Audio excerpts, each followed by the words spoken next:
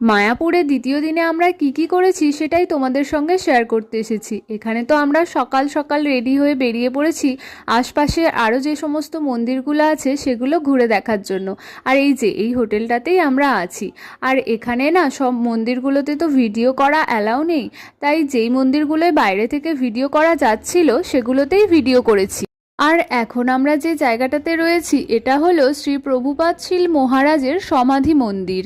আর এখানে জানো চারিদিকে এত ফুলের গাছ দেখে আমি তো অবাক, মানে তোমরা তো জানোই গাছ আমি কতটা ভালোবাসি। আর আমি তো শুধু ফুল গাছের ভিডিও করতেই বেশি ব্যস্ত হয়ে পড়েছিলাম।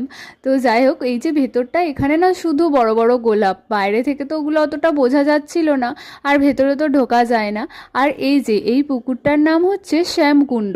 এই পুকুরে এই দেখো বড় বড় শোল মাছগুলো, কতটা ক্যামেরায় বোঝা যাচ্ছে জানি না, কিন্তু এই মাছগুলো না বিশাল বড় বড় ছিল। আর ওদের গায়ে জল ছেটালেও কিন্তু ওরা একটুকু সরে যাচ্ছিল না। এরপর আমরা আরও বেশ কিছু মন্দির ঘুরে দেখে তারপর চলে আসি মায়াপুর ইস্কন মন্দিরের সামনে।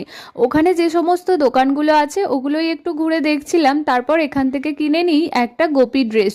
এই গোপী ড্রেস পরার কিন্তু আমার বেশ অনেক দিনের ইচ্ছা ছিল। আর দেখো গোপী ড্রেসগুলো কি দারুণ দেখতে, তাই না? আর তারপর আমরা চলে আসি নামহট্ট ভবনে খাওয়ার জন্য। আমরা আজকে খাওয়ারের টিকিট কেটেছিলাম নামহট্ট ভবনের, তাই এখন হেঁটে হেঁটে ওই দিকেই যাচ্ছি। আর চারিদিকে দেখেছো কি অসাধারণ ফুলের গাছ লাগানো না? এই ফুলগুলো দেখে যেন আমি আর ভিডিও না করে থাকতেই পারছিলাম না। আর মনে হচ্ছিল যেন সমস্ত ফুলগুলো নিয়ে বাড়ি চলে আসি, এত সুন্দর লাগছিল আমার ফুলগুলো। এরপর আমরা নামহট্ট ভবনের দিকে চলে আসি খাওয়ারের লাইন দেওয়ার জন্য। আর সেই দিন না প্রচণ্ড রোদ উঠেছিল, আর সেই সঙ্গে মায়াপুরেও ওই দিন প্রচণ্ড ভিড় ছিল।